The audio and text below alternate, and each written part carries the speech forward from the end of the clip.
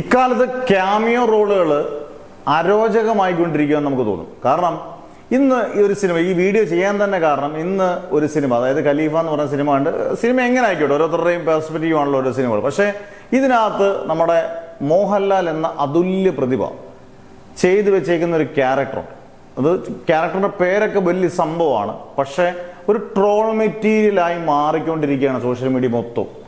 നമുക്കൊരു വിഷമം കൊണ്ട് പറയുകയാണ്, ഇത്രയും ആനയ്ക്ക് ആനയുടെ ശക്തി അറിയുന്നത് പോലെ അറിയത്തില്ല എന്ന് പറയുന്ന പോലെയാണ് മോഹൻലാൽ എന്ന് പറയുന്ന ഒരു നടന്റെ ഒരു വലിയൊരു ഒരു പവറുണ്ട്.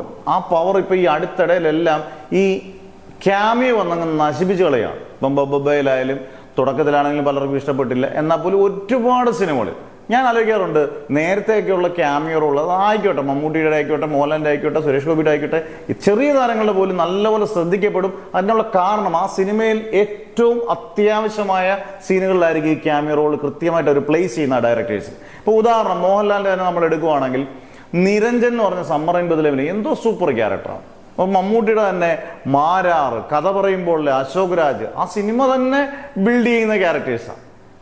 അതുപോലെ തന്നെ മനുവങ്കലിനകത്ത് മോഹൻലാലിന്റെ ലാലേട്ടൻ എന്ന് പറഞ്ഞ ക്യാരക്ടർ, മനുവങ്കലിനകത്ത് തന്നെ സുരേഷ് ഗോപിയുടെ മിന്നൽ പ്രതാപൻ, ഇതൊന്നും ആരും മറക്കത്തില്ല. പോട്ടെ, ചന്ദ്രലേഖയിലെ നമ്മുടെ അനിൽ കപൂറിന്റെ ക്യാരക്ടർ പോലും എന്ത് രസമായിട്ടാണ് ചെയ്തേക്കുന്നത്.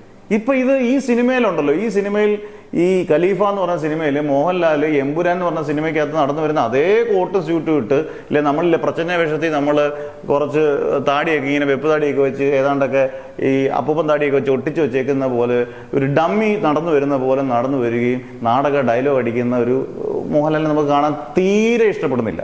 അത് വളരെ വ്യക്തമായിട്ട് ഇതിനകത്ത് ആര് തെറി പറഞ്ഞാലും കുഴപ്പമില്ല. കാരണം മോഹൻലാൽ എന്ന് പറയുന്ന നടൻ ഒരിക്കലും അങ്ങനെ ചെയ്യരുത്. കാരണം ഗംഭീര പ്രോജക്റ്റുകളാണ് ഇതിനെ കാത്തിരിക്കുന്നത്. ഇപ്പൊ ചിദംബരം, ജൂഡ് ആന്റണി, ദിലീഷ് പോത്തൻ, അനൂപ് സത്യൻ, ഇവരുടെ എല്ലാം നിൽക്കുമ്പം ഈ വെറുപ്പിക്കുന്ന ക്യാമിയോ റോൾ നിർത്തണം. കാരണം ഒരു തമിഴിലെ ജയിലറിൽ അവരൊരു തമിഴൻ വേണ്ടി വന്നു നമുക്കൊരു ഗംഭീര ലാലേട്ടന്റെ ക്യാമിയോ റോൾ കാണാൻ. എന്ത് സൂപ്പറായിട്ട് അൻഡി മ്യൂസിക് കൊടുത്തു. അത് എത്രയും മോഹൻലാലിന്റെ ഏറ്റവും സൂപ്പറായിട്ടുള്ള ക്യാമിയോ റോൾ ഒന്നായിട്ട് മാറി.